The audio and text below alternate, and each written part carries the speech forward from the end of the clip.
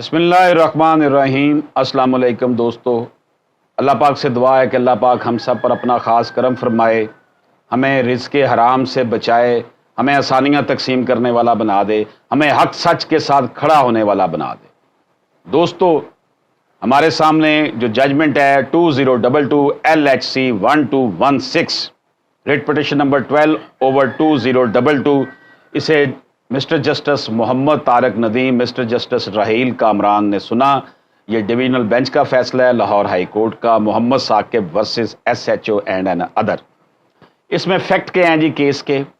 Through this writ petition the petitioner sought deletion of the offence under section 780A 1997 in the case registered against his subordinates under section 342, 353, 186, 506B, 148, 149 PPC and section 7 of the Anti-Terrorism Act 1997।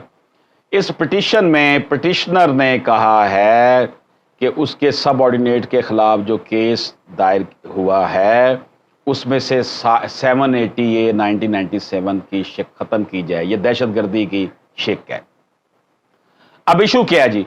Whether only aggrieved person has locus standi to seek constitutional remedy of High Court against the impugned action। क्या जो मुतासरा शख्स है सिर्फ उसको ही ये locus standi हासिल है, वो ही कॉन्स्टिट्यूशनल रेमेडी आइनी रिट पिटिशन के जरिए जो है वो किसी इम्प्यूग एक्शन के खिलाफ हाई कोर्ट में आ सकता है।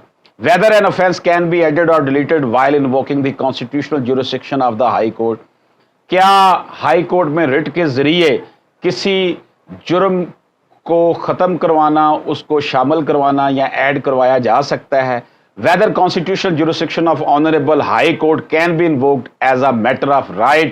क्या हाई कोर्ट में की जो कॉन्स्टिट्यूशनल jurisdiction है, आईनी जो उसका दायरा अख्तियार है, वहां पर आप as a matter of right आ सकते हैं।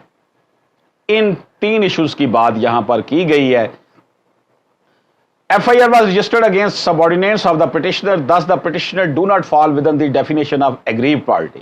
तो जो petitioner है वो aggrieved party में नहीं आता, सिर्फ aggrieved party ही जो है वो आ सकती है कोई भी petition। Only aggrieved person has a locus standi to seek constitutional remedy of high court against the impugned action। जो ऐसा एक्शन लिया गया, यानी वो डिलीट करवाना चाहता था तो वो खुद आए।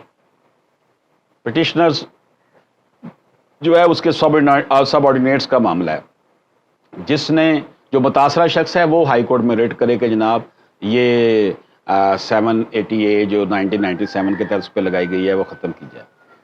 फिर जनाब ये कि the prosecutor has the power to scrutinize the available evidence and applicability of offences against all or any of the accused as per facts and circumstances of the case, and as such the addition or insertion of any offense fall within the exclusive domain of the prosecutor। ये prosecutor की domain में ये है कि वो जमा उसमें कोई शामिल करे या ना करे जुर्म जो है।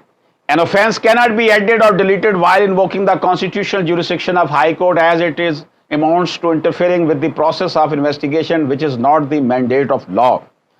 ये इन्वेस्टिगेशन के दौरान प्रोसिक्यूटर ये करवा सकता है कि कोई दफ़ा लगवा दे या ख़त्म करवा दे, हाई कोर्ट उसमें इंटरफेयर नहीं कर सकती। इसी तरह constitutional jurisdiction of honourable high court cannot be invoked as a matter of right. High court में जो है वो उसकी जो ज्यूरिसडिक्शन है, कॉन्स्टिट्यूशनल ज्यूरिसडिक्शन है, उसको as a matter of right invoke नहीं किया जा सकता। ये किसी का मैटर ऑफ राइट नहीं है कि वो अदालत का आके दरवाज़ा खटखटाए as a constitutional jurisdiction writ के ज़रिए। इजाज़त दीजिए, अल्लाह हाफिज़।